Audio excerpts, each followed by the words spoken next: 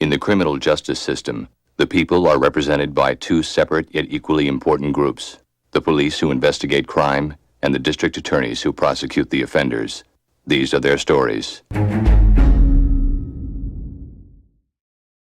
Hi, I go by the name of Heinz, your friendly neighborhood ketchup man. And literally, let me move my mic back up a little bit. We are here for the day that Baker met his reckoning in the Monica Sementilli Trial. We've been covering this trial from episode 4. If you want to go back and watch our analysis to kind of get a bit more of a granular context of what's been going on, you can. It's all there in the Source and Order podcast playlist.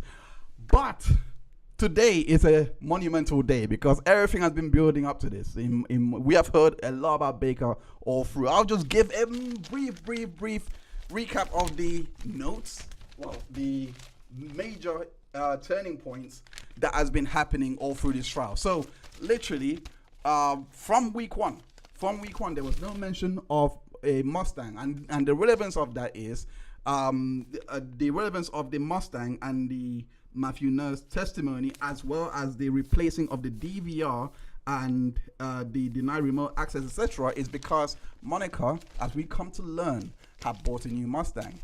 The state's theory, we must remember what it is that Monica had killed Robert Baker. Sorry, not Robert Baker, my bad. Had her husband killed, Fabio, because she wanted to start a new life with Robert Baker, who she was having an affair with.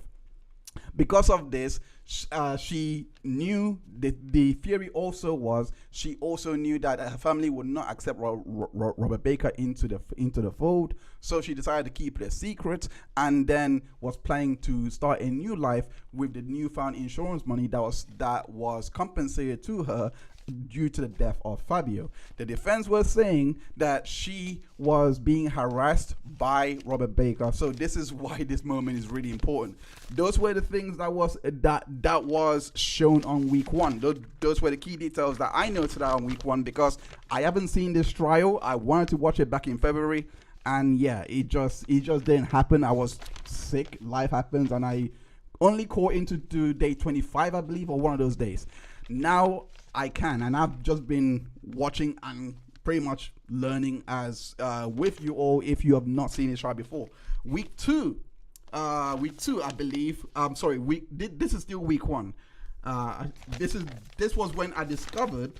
This was before I discovered that I should start numbering, the weeks that we are on. But nonetheless, this is week 1 and week 2. So this was Elise Boel's testimony about Robert being in a sex video, all of that, and also Monica going to Vegas with Robert Baker, as well as testimony, I believe, from Fabio Sementilli's son, Luigi Sementilli, about the week in regards to the money situation. This was when the insurance was being paid out, and he provided a bit of context to that. There was also testimony on week 3 in regards to the insurance. Let me just put it up so you can see it. In regards to the insurance, this was the insurance payout needing clearance, and Monica was going around, said that requesting for the payout from Weller. Also, what was important here is the fact that she also said that they were robbed. It was a home invasion. It's gonna become crucial. This is why I feel like it's needed, so that you can understand the cross-examination. This is why I feel like this context is needed, and I'm so glad I was mapping it out like this. Anyway, Monica said that they took the DVR from their house. We had just no way to know how that was possible. Why would how was my question at the time? How would the robbers even know where to find the DVR? That was my main question, and it's a question that I'm hoping is resolved as this trial goes on. Nonetheless, let's continue on, because this was week 4. It turned around, and Fabio, but there was an appointment booked in order to upgrade the DVR. This was significant because the DVR was not remote controlled previously, but now it is when the upgrade happened. So that was the same cameras that was being shown during Ryan Verner's testimony. Sorry, the same cameras that was being testified to during Ryan Verner's testimony, because they need to see that to see how the robbers gain entry. So it was upgraded to have remote capabilities, which became really integral because the state. Oh! I just saw it. There's a back thing. There is a back note. It says here, iPad accesses. Sorry. Let me see. Oh gosh. There we go. iPad process to access the DVR. So that was basically it. Now let's move on, because week 4 rolled around, and then we got to week 5. That was week 4. Week 5 rolled around, and that was when we got to hear that Baker cut his finger, and he was saying to, I believe this was Sheila Salafia, one of the women, that I believe that Robert Baker and Monica were swinging with, that they were swinging couple. So she testified that Baker had told her that it was a robbery that gone wrong, and Cesar Aviles, who was the salesman, gave a bombshell of a testimony about Monica informing him that Fabio was killed in the car, when it was always established that Fabio was killed in his home, in the kitchen to be precise. But she told the salespeople that he was killed in the car, which is just bizarre.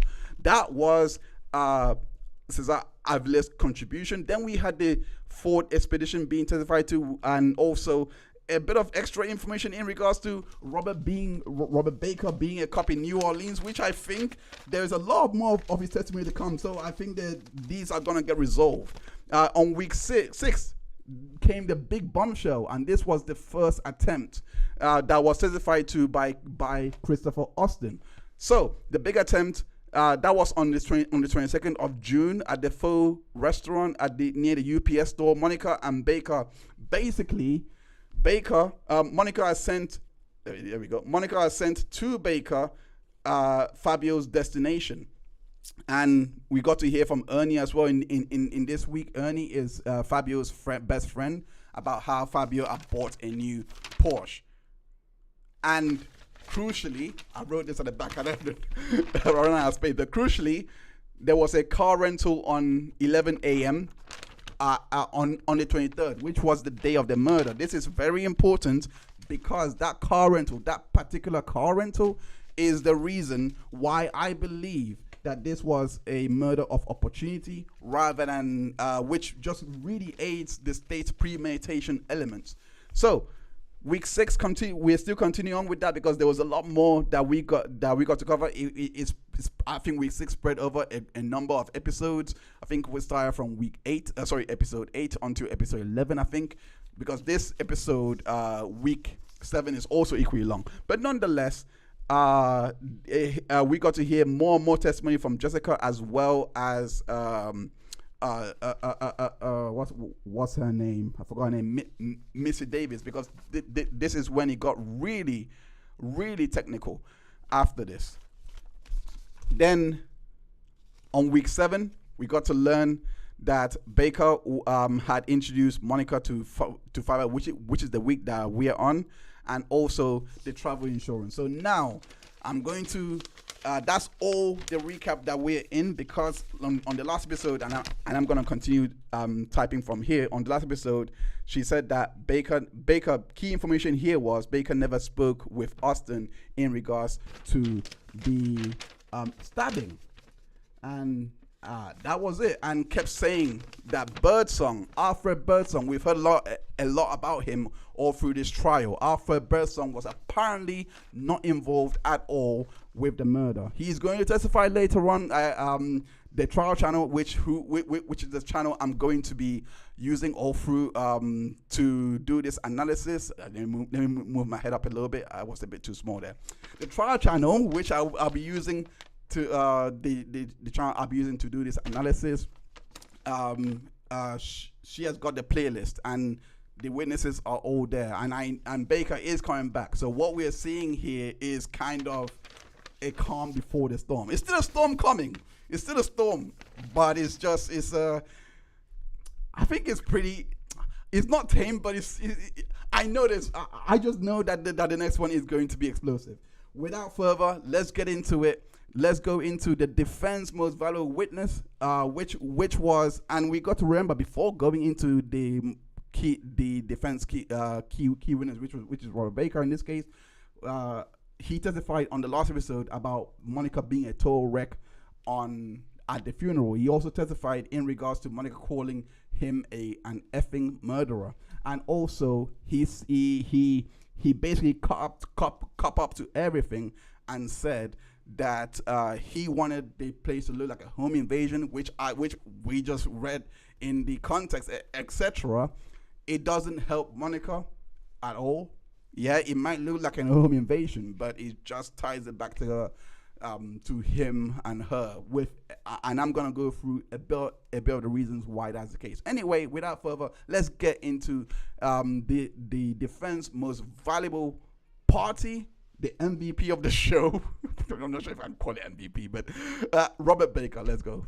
Such a quiet case, right? It was a lewd and serious act with a minor. You and the defendant communicated through a texting app. So why is it then that the night of the murder you deleted the application and all the relevant data regarding Viber from your phone? Viber was glitchy. It was very glitchy. Viber was glitchy. It's very glitchy. Okay, so those were the famous last words, and literally, that is what we're gonna get to today. And we must remember also that, crucially, Baker had testified before he left that it was his plan to establish his alibi at LA Fitness, and also it was him. He had nothing to lose. Beth picks up from there. Beth Silverman, who is the state's lead attorney, picked up from where Baker left off. Let's hear from.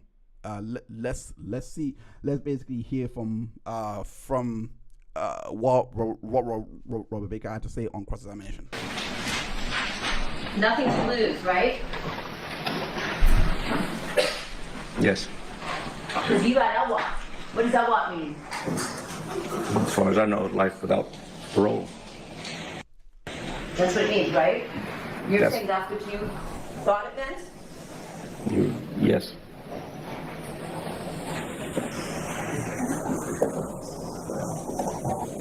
Does that mean you're not sure? Until I see it in front of my face, I'm just going by what I'm told. It was in front of your face. You were in this courtroom in front of this judge, Judge Cohen, weren't you? Oh, yeah, definitely.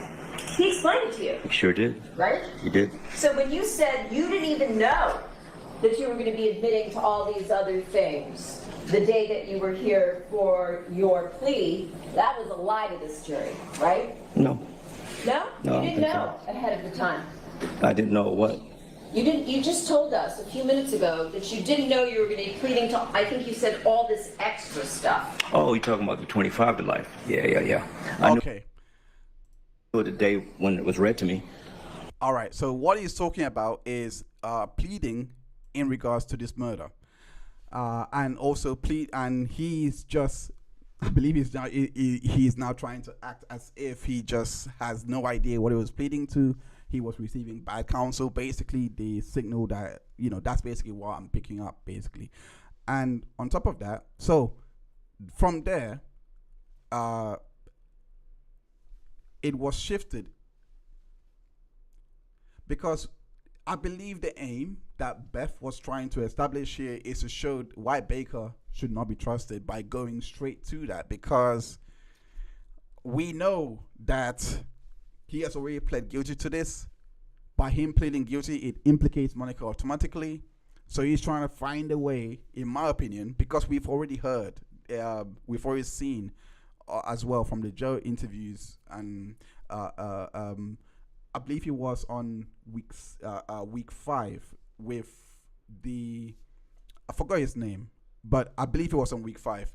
Nonetheless, when we heard this testimony from Baker, when we heard this testimony, it's just hold on, sorry.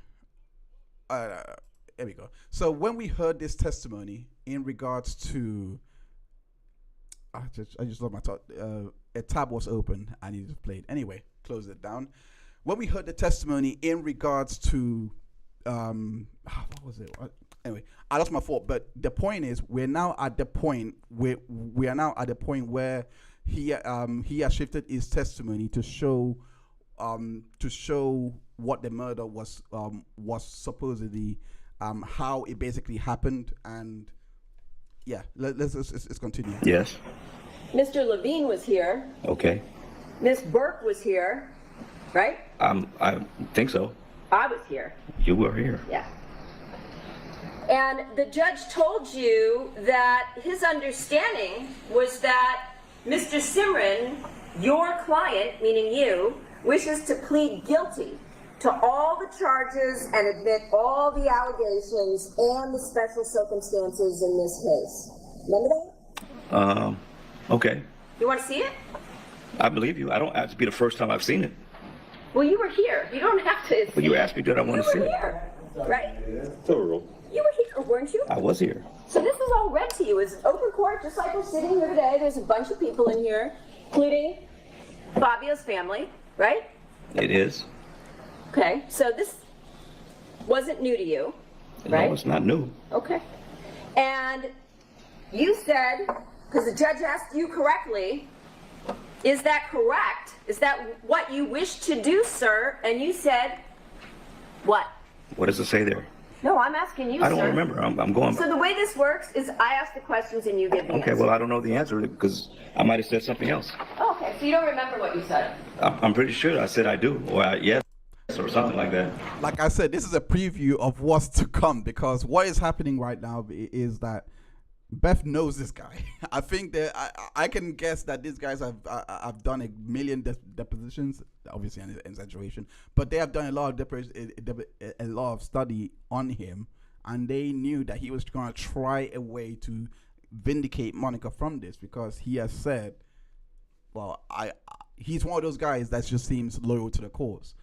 So everything that was happening there, in my opinion, was to set up for this moment in which Beth had begun to attack the statement that he had made about Monica, telling him that when she basically found out that he was the one to have killed Fabio, she basically said that you are an effing murderer. That's what he said on the direct examination. This is where Beth is going to basically attack that idea. Well, it's hard to have sex when you're in custody, right? Yeah, definitely. However, the two of you tried numerous times, right? Seems to be a big thing. I'm sorry? Yeah, not really. We talked about it. Did the two of you engage in various sex acts right here in the disgusting, filthy lockup behind this courtroom? Sorry. I think they had us separated the whole time, so no. You didn't engage in any sex acts? We were separated the whole time. No. Do you consider masturbation to be a sex act? No. Oh. Okay. Well, then let me rephrase then. Did you engage in masturbation in the lockup along with the defendant? I know I did. And she did too, right? I think she showed herself, since it's the big thing, yeah. She did, right? She showed herself. Meaning what? What did she show? Herself. What part of herself? I don't remember. Probably whatever she had underneath her clothes. What would that be? You would know, right? So what is that? I would know. She showed you her vagina, right? I know she showed me her breasts. And her vagina. She may have. I don't remember. There's It's been a a long whole time. recording where she showed you how she shaved your initials into her pubic hair. This is why I said that Beth was a lot more savage than, well, actually no, this is part of the reason. This is not the main why. This is part of the reason, because this is, if you were with us when we were going through Monica Sementilli's testimony, which was, I believe, was in episode 12 or 13, she did the same thing to Heather Stagel, who is the second ADA on the case, she did the same thing to Anna in regards to showing her the magnitude of the cheating that was going on in this perfect marriage that Anna Crescentini characterized it as. So it's the same thing is happening here, to just attack the idea that Monica called him a murderer, yet we are here witnessing the fact that these guys were engaging in sex acts, basically, while in prison. That I didn't know. Really? No. So I'll pull that for you and we'll play that one next week. What about Objection, that's argument. It's this thing. what about her buttocks? Did she pull down her pants and show you her buttocks? How big is it though? Probably.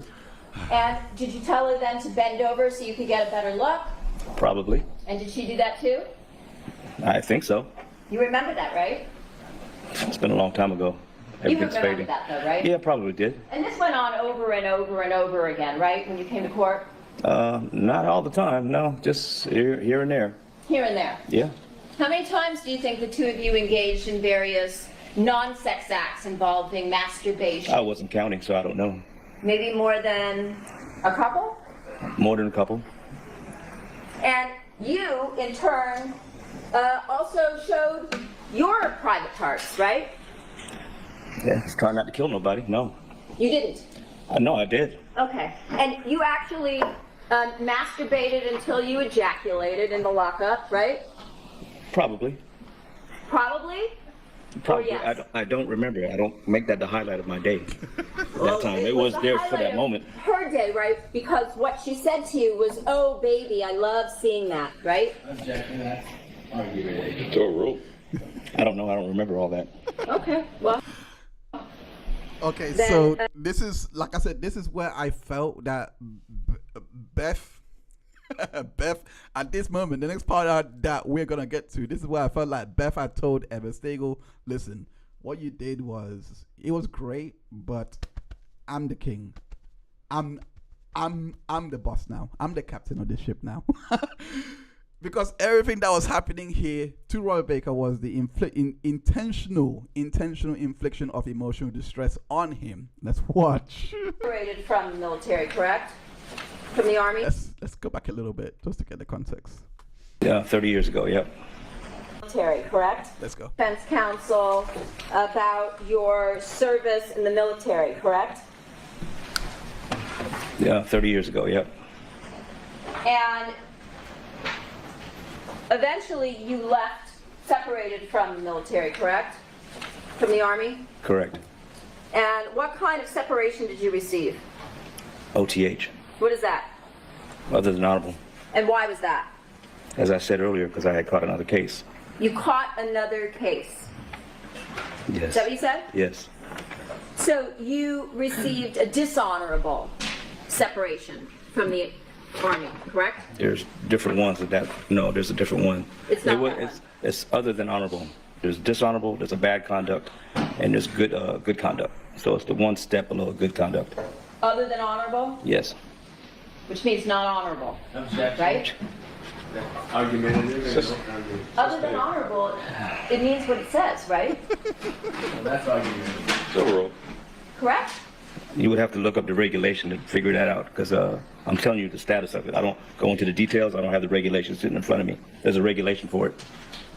Baker is playing semantics because he knows that this is probably this is an area that he loves and values the most. So getting dishonorable discharge was probably the most humiliating moment of his life. And now he's have to face it. On top of that, he has to, and he knows why. He's a smart guy because of the way that he's trying to navigate this. I can tell that he's a smart guy. And he knows that the reason why he's going here is that it's painting the image that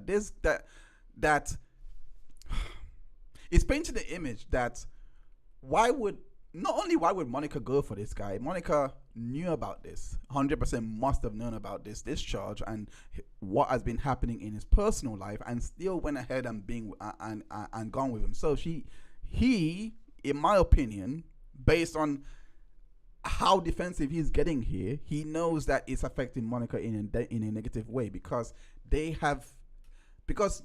he has used his military tactics to navigate this relationship and to navigate this murder. The reason why I say that is because I keep forgetting his name. It was on week 5. It was before Chris Gable took the stand, and he was the court bailiff. He was the one to have recovered the kite. A kite is basically where inmates at a prison would send each other messages. So he intercepted one of the messages that was being sent between Baker and Monica. So with that interception, he had found coded messages that was being sent between these guys. So I'm trying to get the name and see. Let me look through my notes. It is bothering me heavily.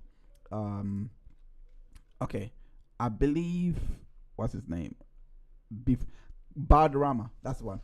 Bardarama, Detective Bardarama. He was a former detective and now works at the courts. But yeah, that was basically the testimony that he gave. And Chris Gable tried to decipher the message that was sent to Monica from Baker. And I believe the trial channel came on the episode. I believe it was episode 7 or 8 or one of the two. Episode 7, I think. And she gave a breakdown of what she felt that the message was. Nonetheless, let's go back to this and continue on with the testimony in regards to the reasons why Robert Baker was discharged from the army.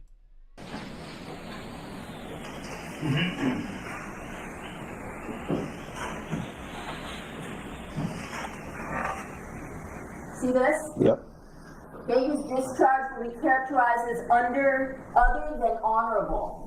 You see that? I just said that. That means not honorable. Exactly, that's what he testified to. This is an asked and answered. That's true. That's true.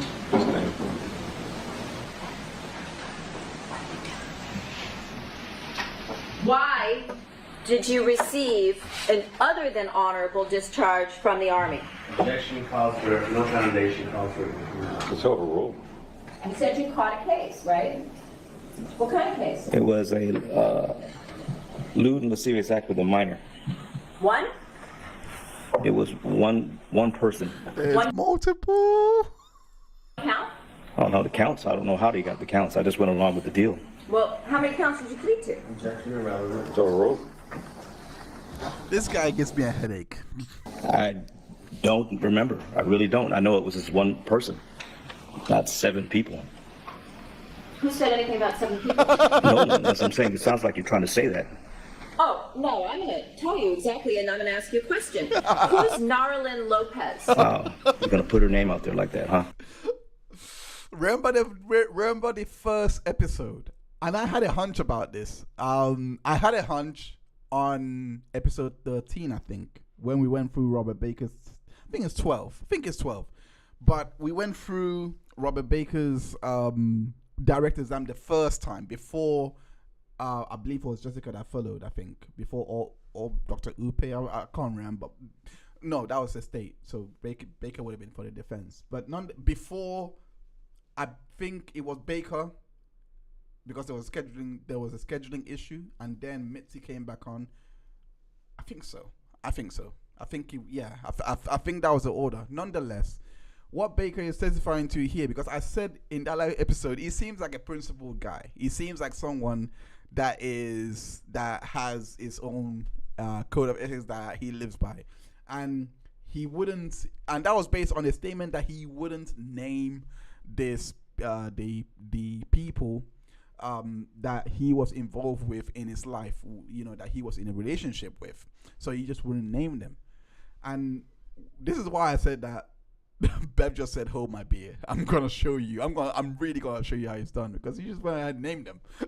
Just let's go there. I'm gonna take it there, and that's significant because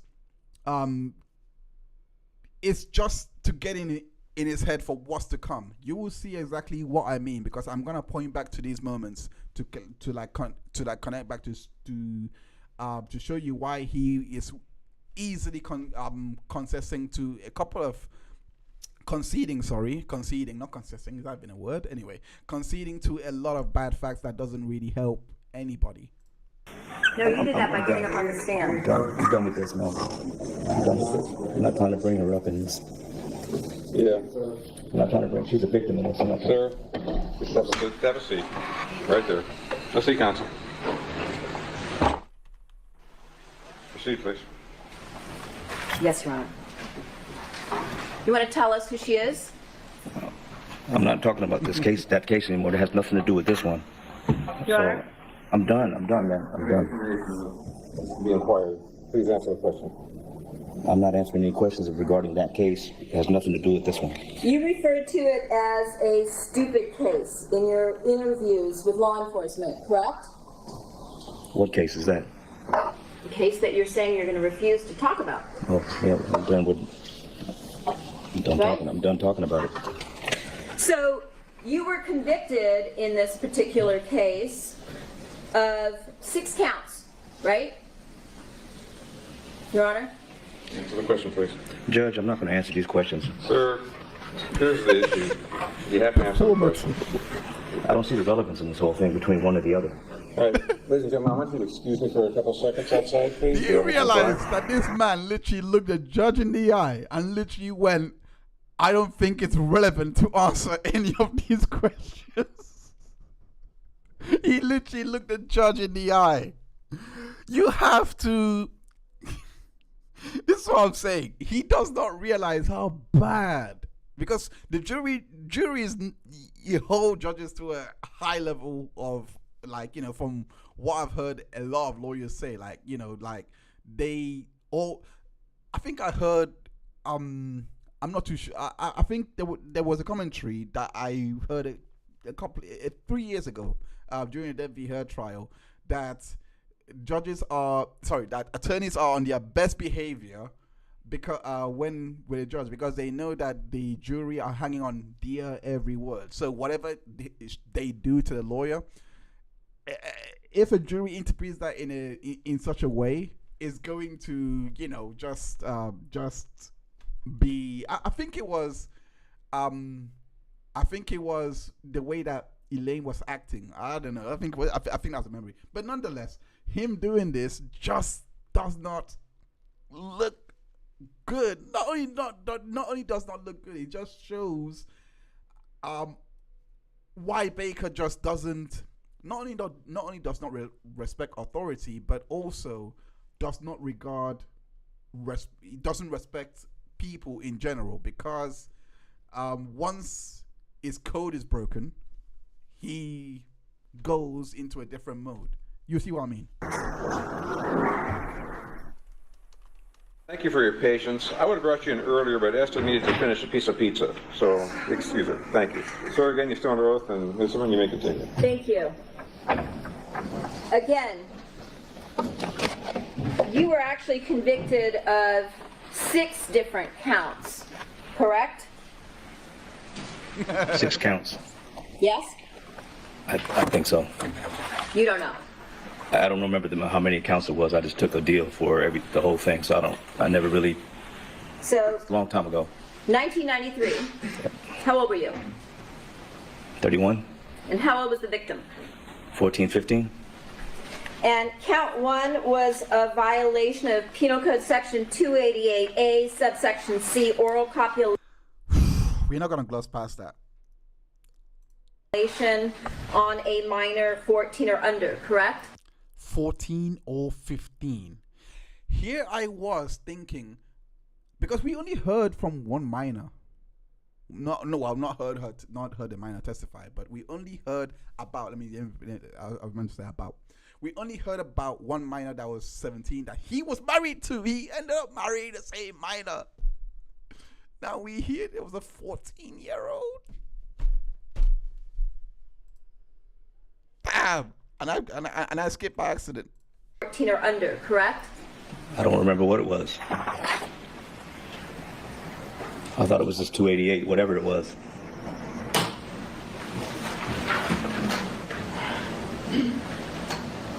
Was that Long Beach, right? Right? Long Beach? Yes. You knew this. Why? This is why I don't like Monica. Monica, I know you know this. I know you know this. There's no need to pretend. I know she knows this. 288A subsection C, oral copulation. Correct? It's arrest. This is the arrest thing, right? This is the arrest? This is what you were convicted of, sir. I didn't even know this. You didn't know. You pled to all these counts. Is that kind of like how you didn't know what you were pleading to in this I'm case? telling you the truth. I didn't know it was all this. I thought it was just... Excuse me, sir. There's a Oral copulation with a person under 16. Oh my God. Continuous sexual abuse of... So it was a 14 and a 16-year-old. Continuous sexual abuse of a child. objection. Staying. Now, it could be 3. Yeah, you better make that face. Yeah, it could be 3, 4, or 5. We don't know. It's just a count. I don't know how the count. I will fess up here. I actually don't know how the count system works because I've seen. Well, I'm basing it on the UK system because I've seen in a recent case that I'm going to cover soon. Not soon. Well, it's happening later on in the year. The Thomas Party case. He has 3 victims that came out to allege rape, but there was 6 counts, 7 counts. 6 counts, and it doesn't mean 6 people. I know that there was when reading the article, it was literally just 3 people that they had listed.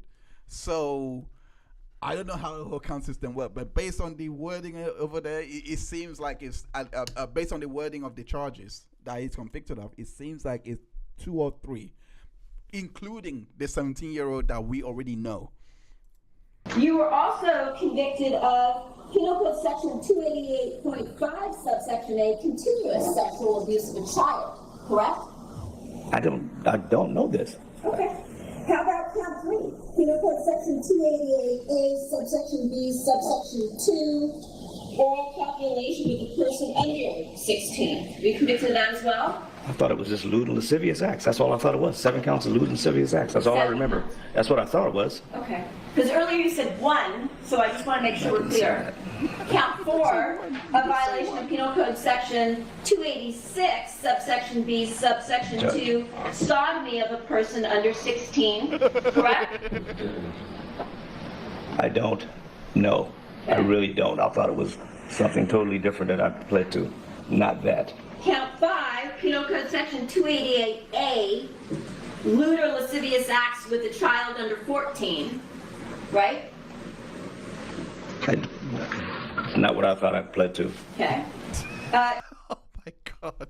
Count He 6. doesn't know that all of these. He doesn't know that the omission, the fact that the defense did not bring this out on the diary exam. He doesn't know that. That's bad for his credibility. But on top of that, not knowing that you plead to a count is just. I mean, legally and common sense wise, you would know what you pled to. So why would you plead to something that you just? That's just. At this point, before even getting to the core facts.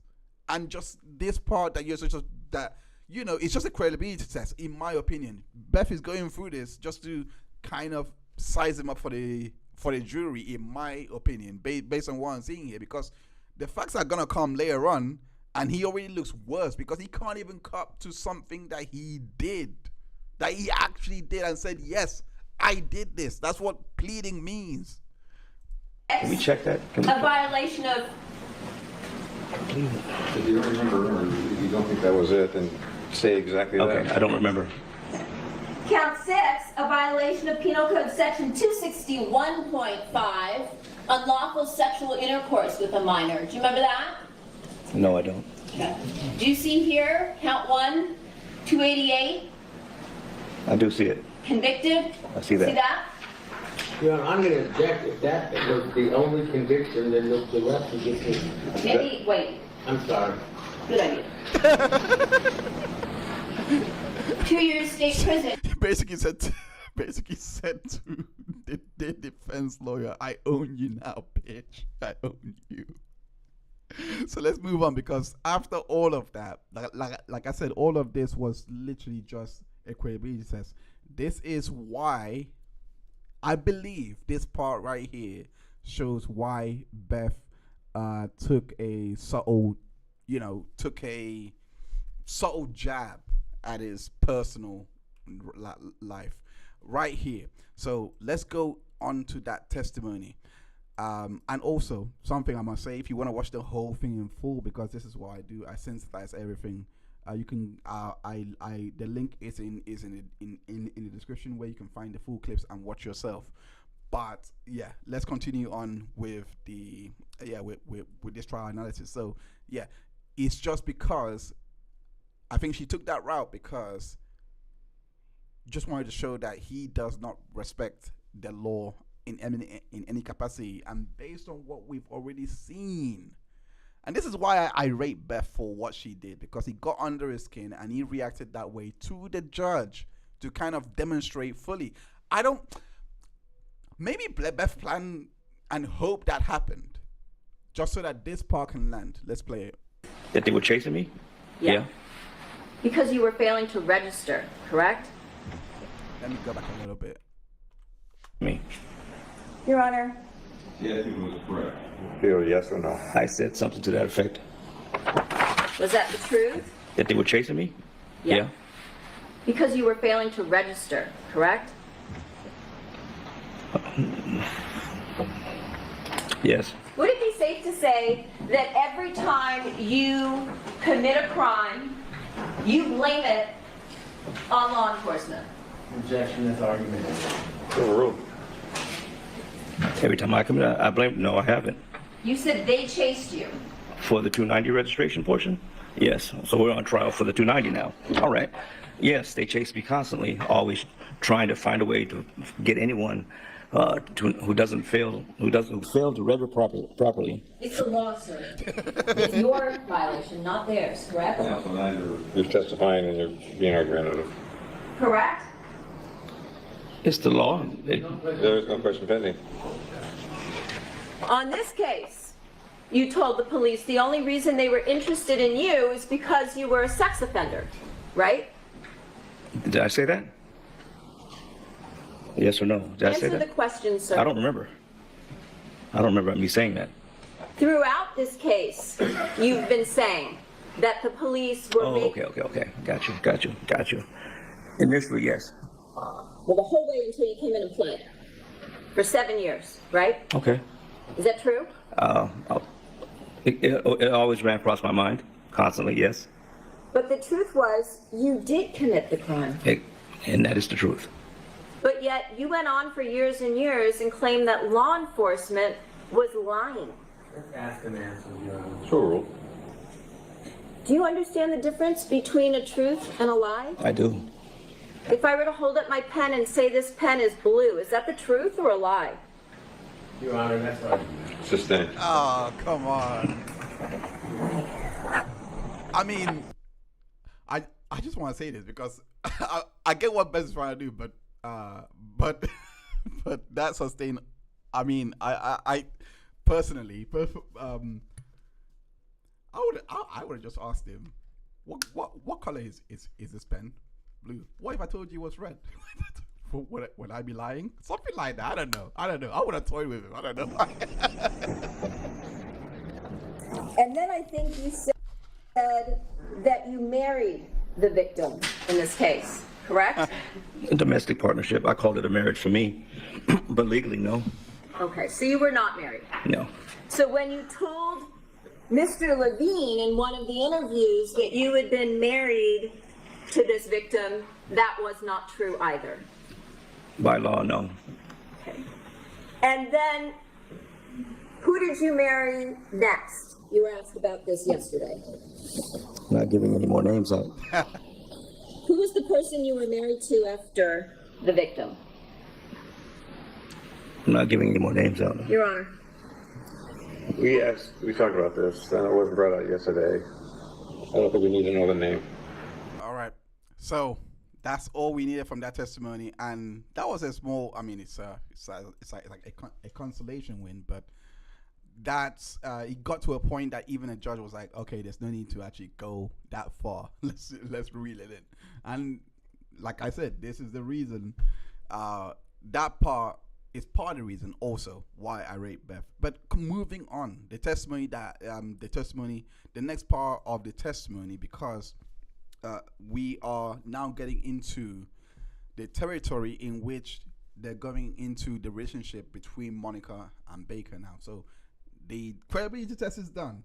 We now have that to basically have a template to look through the lens of in regards to this relationship that he's about to testify. And this relationship is central to their theory. It's not only central to their theory, it's also central to the reason why Monica may have wanted Baker death. Not Baker, Fabio, her husband. Don't know why I keep mistaking it to, but also why Baker's motive, or not motive, why Baker's motive of wanting it to look like a home invasion, and also the motive of saying, well, he wanted Monica all to himself, and that's why he had to go out and kill him. Why that's just complete BS. Let's listen to so let's orient really quickly and just remember that these are the key facts in between the relationship between Monica and Baker, because the messages were sent between Baker and Monica on the day of the murder, the Viber messages. Because if we remember, there was a message sent at 3:36, and the murder occurred around 4:30. We also must remember the crucial fact that I think there was a message sent at 4:18. I believe that was the time it was sent. And also Monica accessing the DVR, the remote DVR that we were mentioning before, where she had it, where Fabio had it upgraded. Well, it was an appointment made by Fabio, but Monica was there for it. But nonetheless, she knew that it was upgraded to remote, where she can view through Wi-Fi, through remote viewing, which is what she did on the day of the murder. So now we also have to remember that on the day of the murder, after the murder was committed, Baker and Monica met up at the store after, and the most crucial detail about this, and we will have to go back to this at the end of all this and kind of show you the highlights, but the most crucial detail about that is because the Porsche that the men had took from the scene is what they were driving to meet Monica. Now, let's get into the ins and outs of the relationship, and it began with how they met. Very simple questions, very, very simple, just to establish the baseline. How do you think Baker reacted? Let's watch. Defendant in 2015 that within a couple of weeks the two of you began a sexual relationship, correct? I believe it was 2016. So you began having sex after you met her in 2015, which would have been in 2016, correct? I met her in 2016. Okay. Or 2015. So it was a couple of weeks. Remember giving her a racquetball lesson in the end of 2015? It was 2016. Okay. That you remember? I didn't meet her till 2016. Okay. And then do you still stand by your statement from yesterday that within a couple of weeks of meeting her, you said the two of you were having sex? Yeah.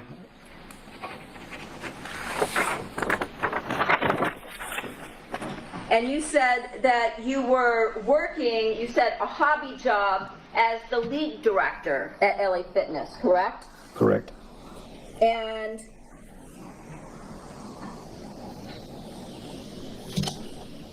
the first part that I know is a contradiction, and we all know it's a contradiction if you've been following all through this, because Cyril testified on week 6, before the case switched over to the defense, that there was a communication between Monica and Baker that originated from 14th of December, before they joined Viber on the April of 2022. So for him to say it was 2016 that they met, it's just false, objectively false, because they had met in December 2015.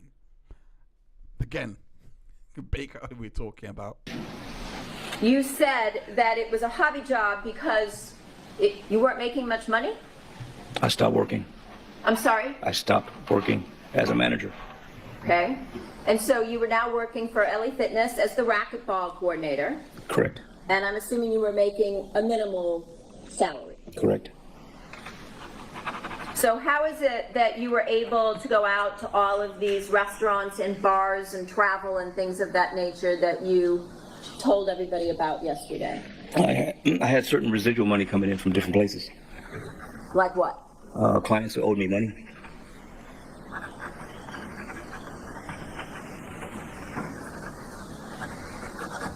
Certain checks would still come in. Okay.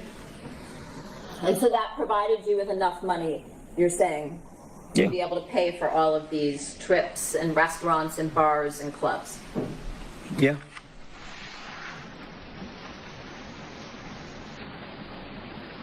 You also told us yesterday that you met Fabio Sementilli at LA Fitness after a couple months of having sex with the defendant. 2 weeks after that, yeah, somewhere down the line, I met him. And that you then started playing racquetball with him. That one time, yes. One time. Yeah. And that one time that you played racquetball with Fabio, you were already involved in a relationship with the defendant, his wife. Yes.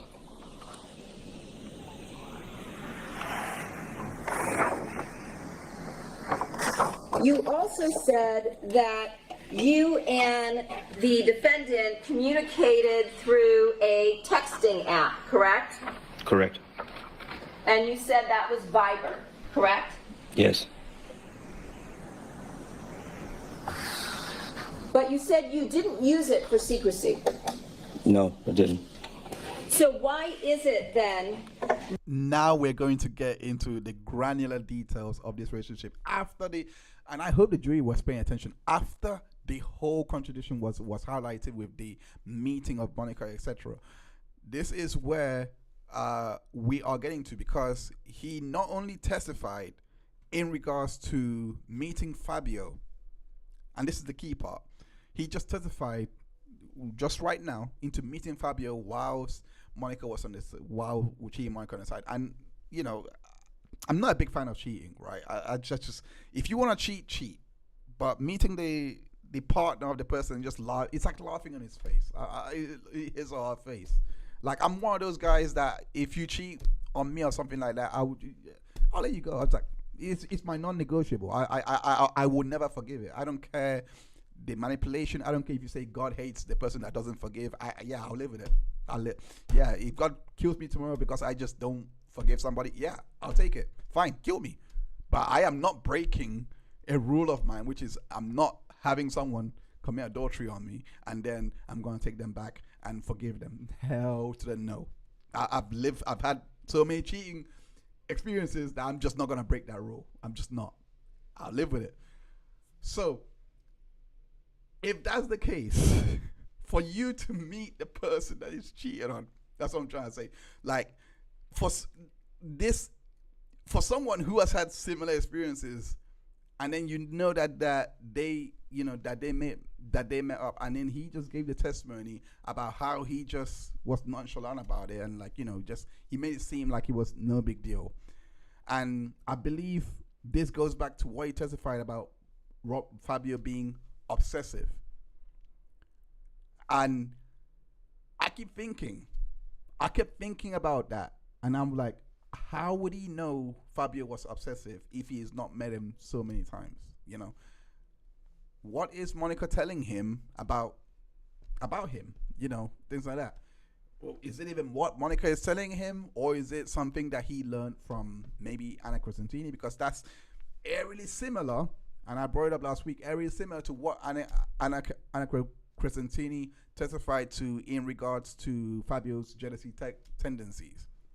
I could be way over my head. I just thought I'd bring it out there. So now let's get into the granular attacks in regards to the lack of content of the Viber messages, that they had. And Baker's response is honestly concerning. Let's watch. At the night of the murder, you deleted the application and all the relevant data regarding Viber from your phone.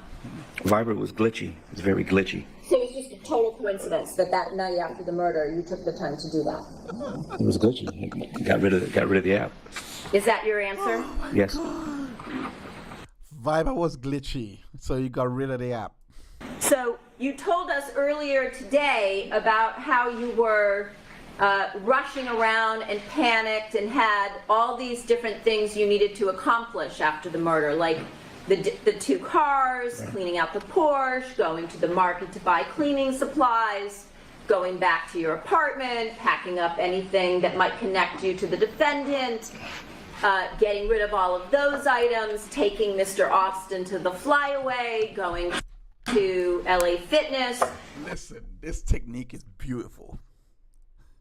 Not only has Baker given the most ridiculous testimony about about Viber being glitchy, like we've seen so many Viber messages on that same day that this glitchy just doesn't happen all through, but somehow on this moment it gets glitchy. So she now brings up every single testimony that was made by him on direct examination in regards to his plan to just make sure there's no trace back to the. Why would you even offer that? I don't want to have any trace back to Monica. Why would Monica be in the forefront of your thoughts if you are the one carrying out the murder without her knowledge? I'm glad she highlighted that. That was a beautiful point. That was a beautiful point. And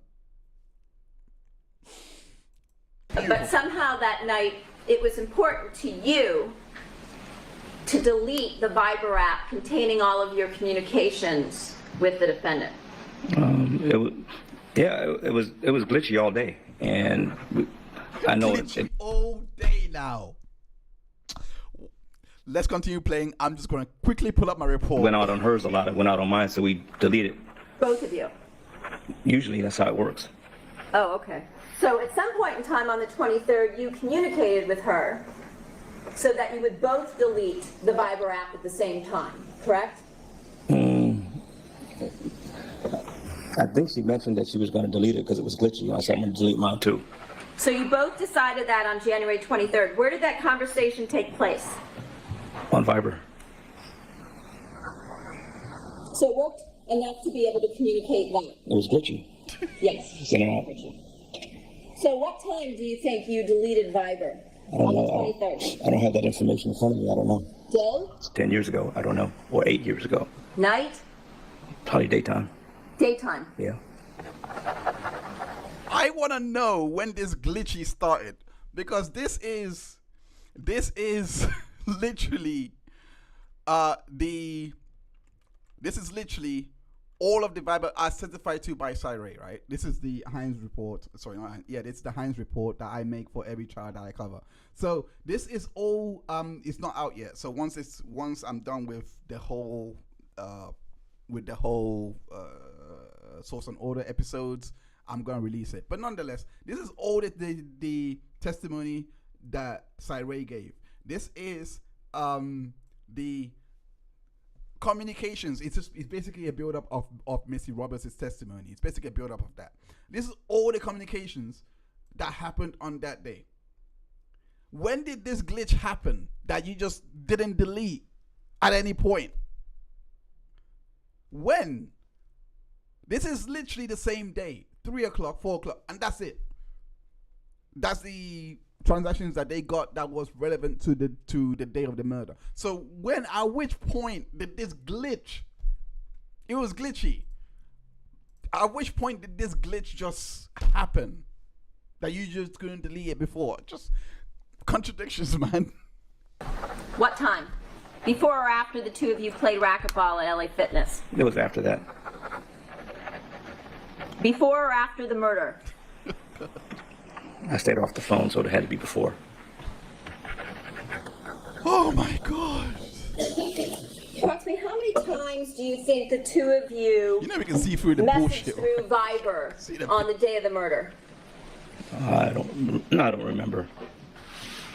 I don't remember. What was I really glitchy? So maybe only a couple? It would go in and out. You would get some, like when you make a call, Yeah. it would fade in and out, and it would cut off, or it would act weird. It would just act glitchy. It did that from time to time. Mm-hmm. So when it started doing that, we usually deleted the app and had to go reinstall it and all that stuff. But you never did The thing is, yeah. One second, let's finish up. install it, did you? Not after that. There was a lot going on. Mm-hmm. So when you said You never did really install it, did you? Nope, not after that, because a lot was going on. The thing I want to highlight here is, had this would be believable, you know, if Baker had just come to everything before, you know, just say, yeah, I pled guilty to being with a minor. It was a mistake that I made, and you know, I just feel horrible. Yeah, I couldn't look myself in the mirror, so I just did what I think was right to do, which was pled guilty. And also my lawyer told me I'll get less time, so I considered that one as well. But ultimately I felt horrible. Something can't remember was his main reason. I can't remember all of that. All that credibility test built up to this moment, because now he says I can't remember if I can't remember how many messages was sent. He was just going in and out. It's glitchy, and you don't need to just say we messaged a lot that day. But that's the thing. He knows they have these facts, and he knows that Monica is implicated in these facts, and he knows what the theory of the case is, because I forgot to play this earlier. He did say that he watched the case on Court TV. He did watch, even though the case is not available. Was not actually available on Court TV. I was told about trial channel that it was a law and crime exclusive, but nonetheless, it's just not. Your credibility is down the drain at this point, if it wasn't already. And we would delete it because it was glitchy, and then we'd reinstall it. That didn't occur though after the murder. No. And the defendant didn't communicate with you via Viber anymore either. We didn't communicate at all. You didn't communicate at all. At all. You sure about that? After the murder. Yeah. So you didn't message her at 5:14 after the murder? I don't think so. You don't think so? I don't know. I don't see the text. I don't know. And it wouldn't have been via Viber, because as you told us, you deleted that before the murder. Correct. Okay. And she wasn't trying to message you that afternoon through Viber? I don't remember that. No, I don't remember. Okay. What about the day before? Did you guys use Viber the day before? We usually use Viber all the time. But you said it was glitchy. It does get glitchy. That's why we deleted it, because it was getting glitchier. I see. Because it was getting glitchier. The glitch levels has raised up a tier, so it.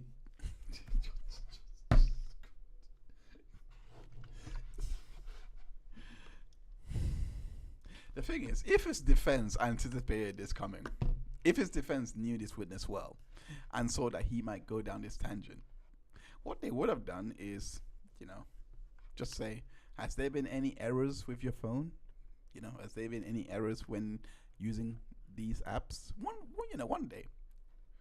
The reason why I say that is because this is brand new information. I believe it's brand new information to all of them, in my opinion.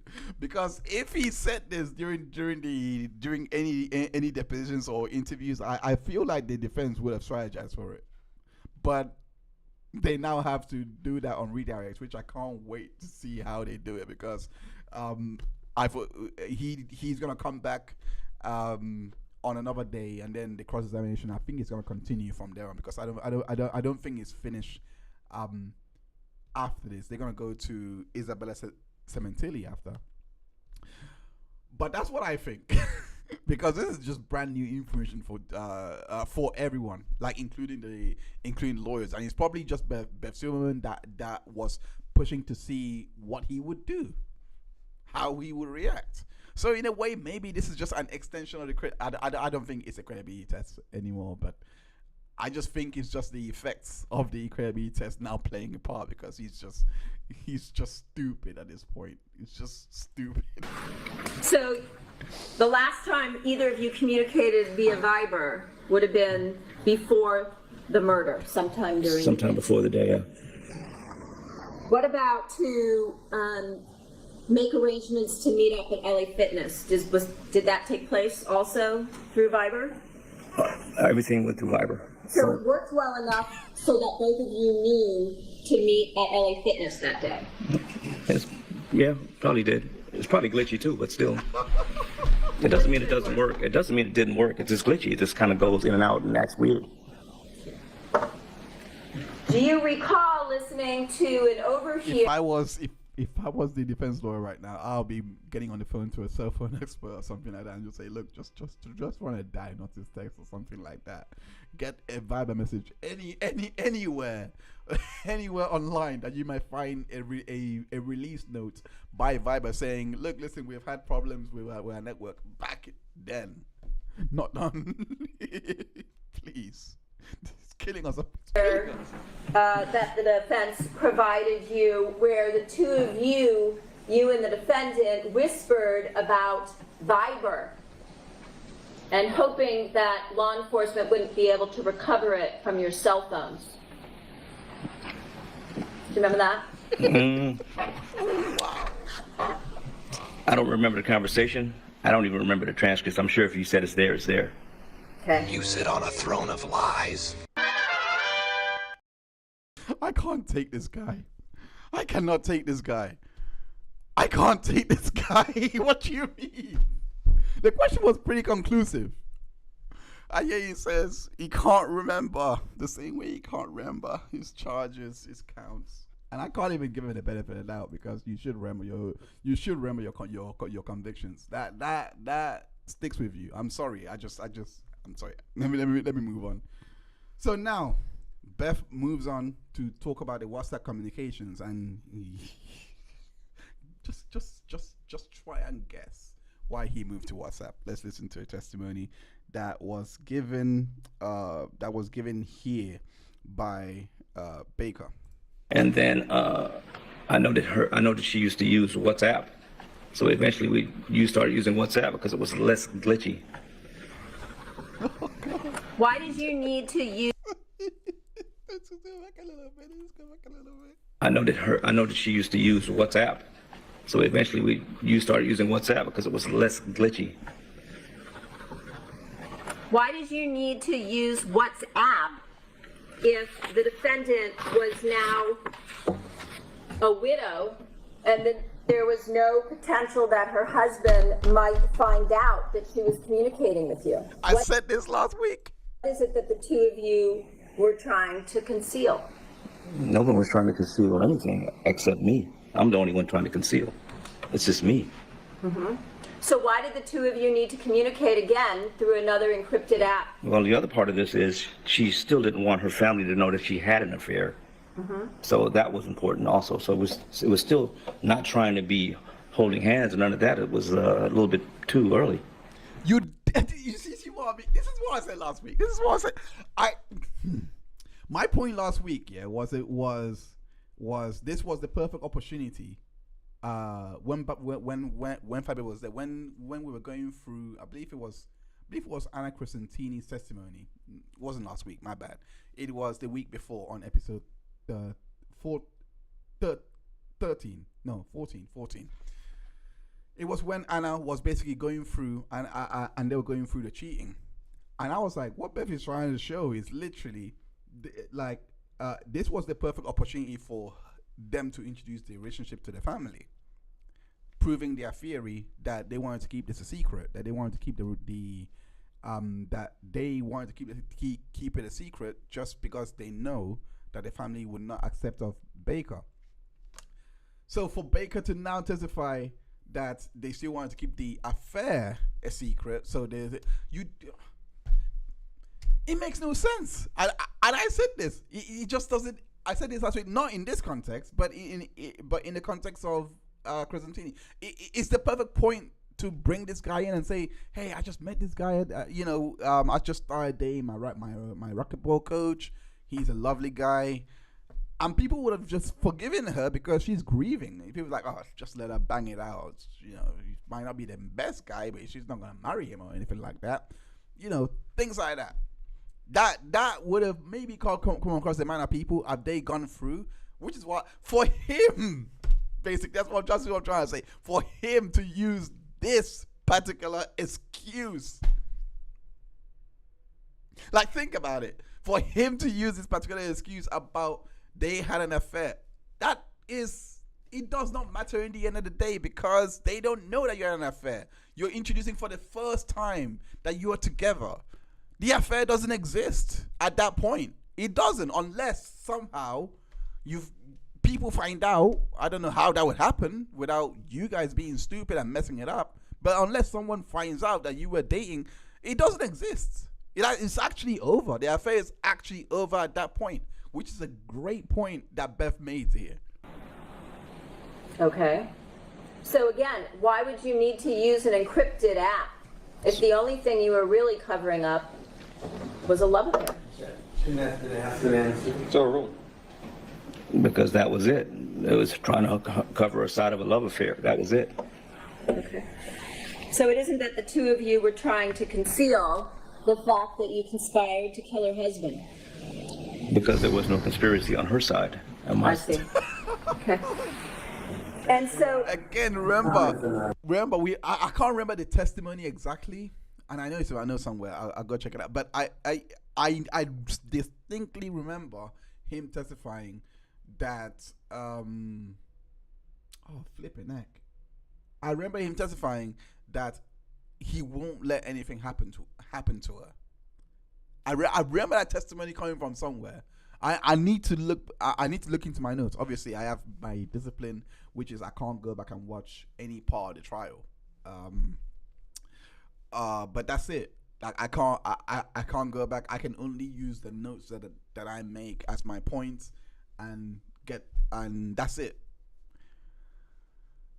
So this testimony, I hope it's in my notes somewhere. I really hope. They are not. then you began using WhatsApp. When do you think you began using that encrypted app? 8 years ago. I don't know. This is 8 years ago. Wow. This is where I felt like Monica, that the misstep that Anna Crescentini made was so crucially mistimed, because for her to get such a detail wrong in regards, if we cast our mind back to episode 14, I believe, of the cross-examination, I believe it's 14 or 13.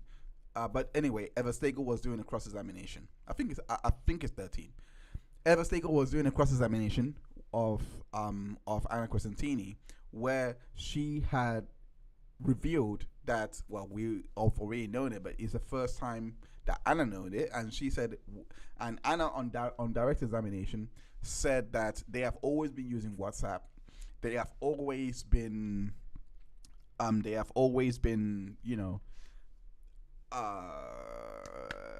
it's just a normal app that people use in Canada to talk. And I also said that, yeah, it's normal over here in the UK as well.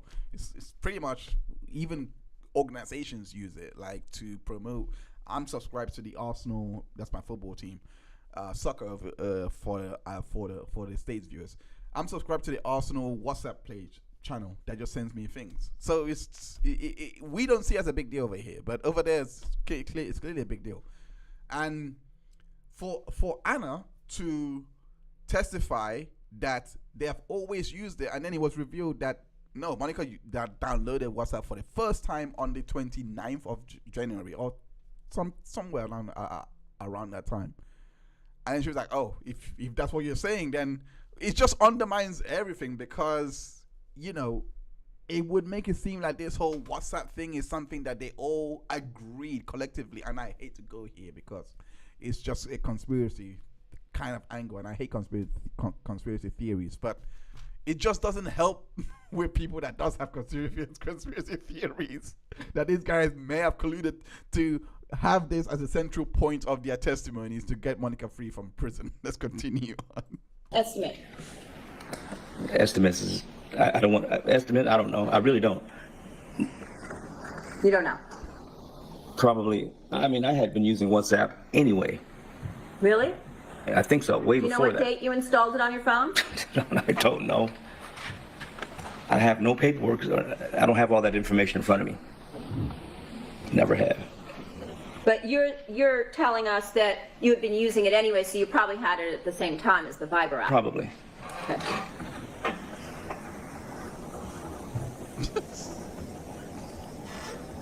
Oh my gosh. Having at the same time as the Bible Act. Do you know how stupid? Oh, I don't even think he even I don't even think he realizes how stupid that I was saying about my time. I forgot to say it up. I don't want to run over time today.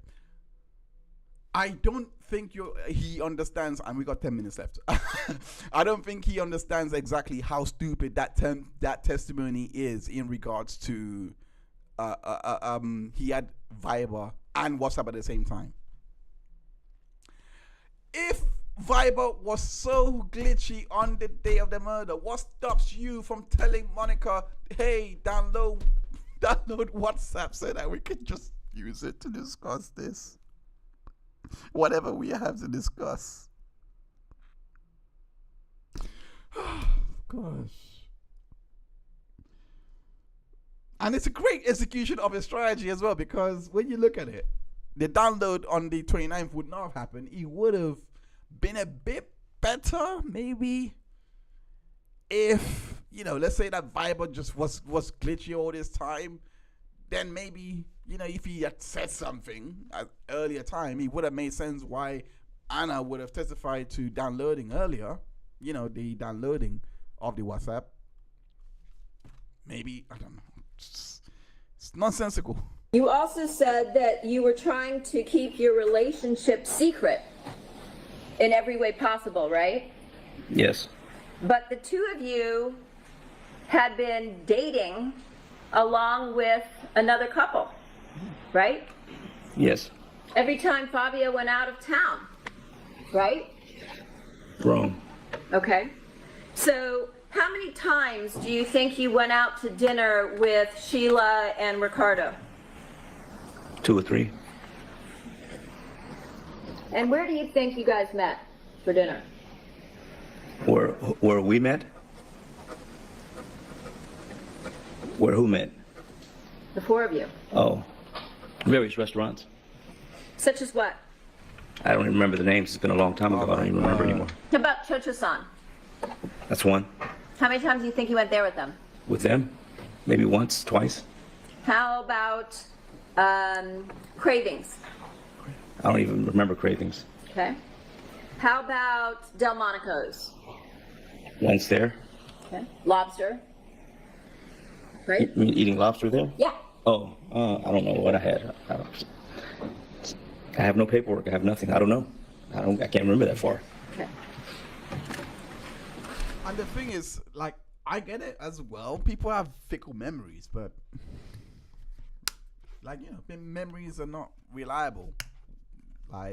It's evident, but the way his memory is not reliable is just, some things you should remember, some things you should be able to remember. But the fact that he can't remember those things that he should be able to remember makes this seem like absolute bogus that he can't remember this detail. So if you were going out with Ricardo and Sheila, you obviously weren't keeping the relationship secret, correct? No, not 100%. I kind of trusted them. Okay. And for context, Sheila is part of his racquetball group. How we forgot the contextual testimony. You clearly didn't care about privacy, and that's the main point that is being made here implicitly, because you went out with other people from the literal. It just makes sense now why Paula McCulloch just became crucial to this, because I was asking a question on the last episode in regards to Paula McCulloch, and they're gonna get into it in regards to the affair that both of these guys had. They're gonna get into it later on. But now it makes sense, because even he was having an affair with her. So the privacy thing cannot be a thing. It's gonna build up to that point. And I think the defendant, that Mr. Levine asked you if you also had been having a relationship with Paula, correct? Correct. Sean McCullum, was he somebody who was a good friend of yours? Oh my God. Yes. Close relationship? With both of them, yes. And you told him you loved him, right? Like a brother. Yeah, I did. And was that also during the time that you were having sex with his wife? Yes. Integrity. Integrity play. was a lie also, right? What was a lie again? Your whole relationship With who?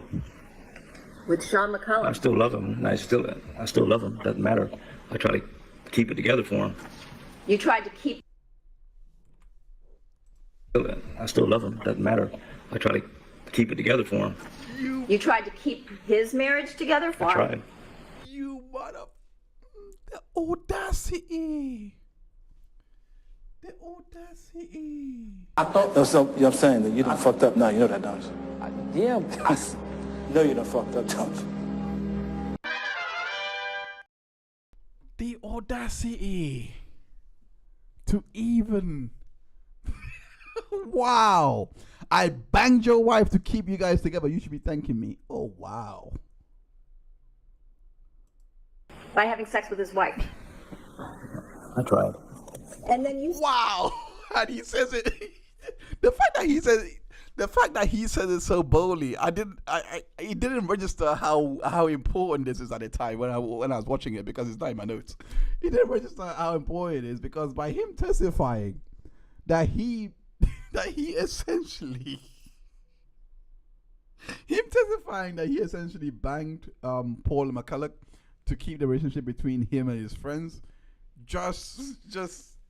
well, for one, it shows at least the arrogance that he would, of course, meet Fabio at the same time. But at the same time, it kind of, well, this might be a big stretch here, but it kind of suggests that he has probably met him more than once. I think he's minimizing a lot there, because if he has met him more than once, and Monica did not know that these guys have met more than a couple of occasions, then it's likely that it makes more sense why Monica would be persuaded. Why Monica would be persuaded by him that he's just a complete opposite. You know, I'm trying, like, the point I'm trying to make overall is that if these guys, if it goes back, and I probably should have led with this, it goes back to the fact that he's been to his house. It goes back to that fact. He's been to the house. He doesn't care. On top of not caring for a lawyer, doesn't care about marriage status, etc. Which I think he admitted to this part because he wants to send that idea, because it helps Monica, because he's like, no, I'm just as they said, I'm an outlaw. I just don't care about integrity. I just don't care about marriage. I just don't care about the law. I think he wanted to minimize the law part, but I think this part, look at his face as well, it's so smug. That's why I believe this, because this part is like, ooh, this is my opening, I'm gonna take it. That's what I think is going on here. And by him saying, yeah, it's gonna give the jury the impression, yeah, I can see why he would be the person to set up this whole murder and go after Fabio and kill him on his own accord without Monica even being part of it. And here is the issue, massive issue here. Why would I hope they get into this. I really hope they explore this, by the way. Why would Monica just go along with the idea that you were a New Orleans cop? Why do that for someone that, you know, that apparently, because he doesn't care about marriage, so why would he get married at all? Why he didn't even marry the minor that he wanted to, that he felt, you know, to be in a co-partner. This is marriage. This is not co-partnership, by the way. This is marriage. He doesn't respect marriage. There's integrity in it. There's all of this. He doesn't respect all of that. He just copped to it now. So why would he plan to marry her? Why would they get married in prison? Literally, we heard that testimony from Mitzi Roberts when the audio was playing. Why would that happen? If you were willing to go this far. Said Paula was someone who wouldn't go away. Is that right? Yes. Isn't it true that you repeatedly called her from jail? I did. Is isn't it true that you repeatedly sent her letters from jail? I did. Isn't it true that you asked her on numerous occasions to come visit you? I did. Isn't it also true that you asked her to send you things? I did. I love how Books. she's doing this. Yes? Yes. Dictionary, Yes. put money on your books, Yes. but you want the jury to believe that she was the one who wouldn't go away, right? Oh, after.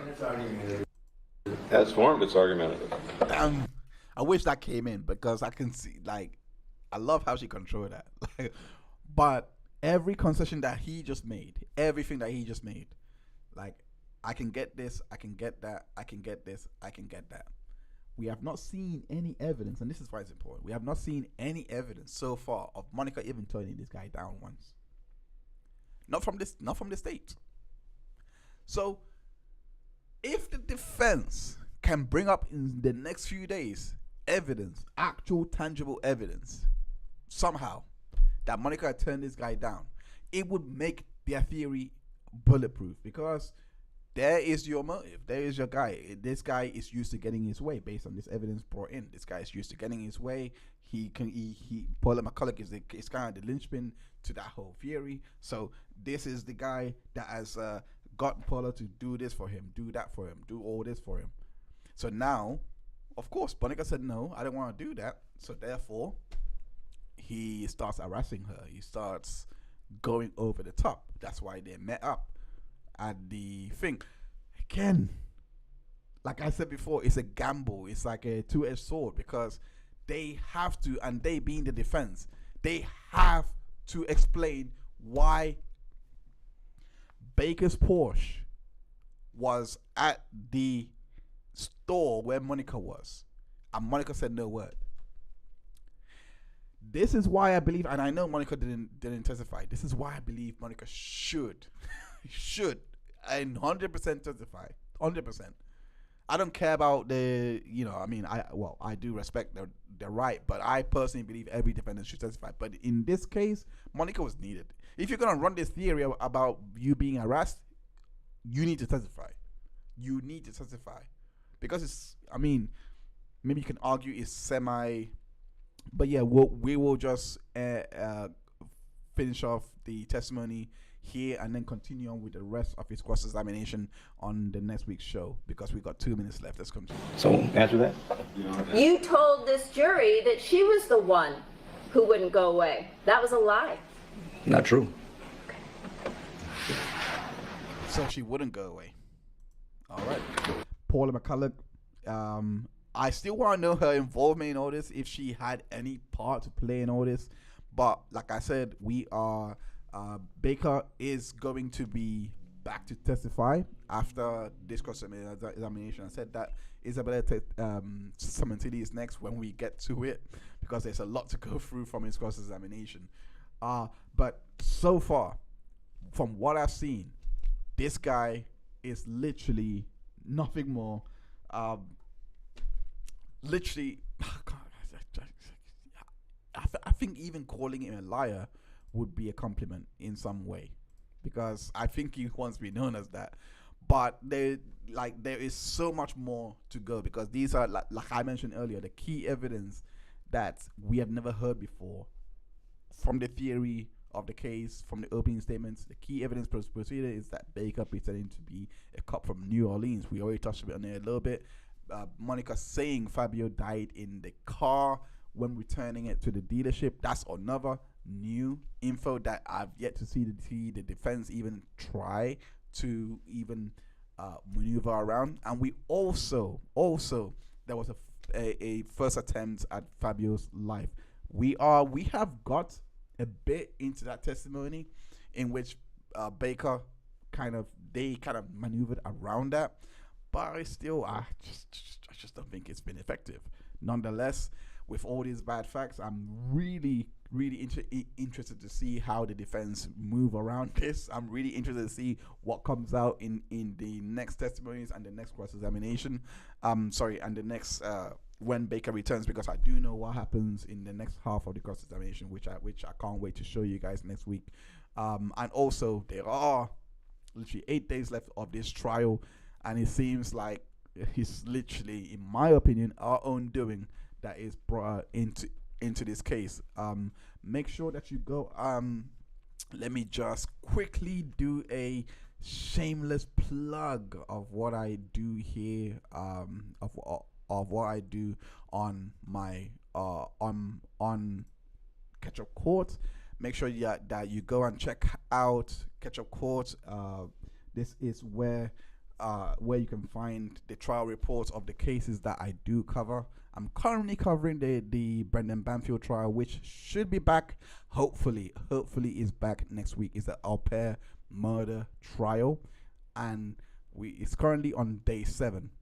So hopefully it'll be back next week. I am releasing a bit more of a bit more content around that. But yeah, you can find all the trial reports for that particular case. It's all synthesized there for you in case you need to catch up with this particular case. You got the PDFs there, and yeah, it comes with the timestamps so that you can go to the concise location to find exactly what you need. It's all there.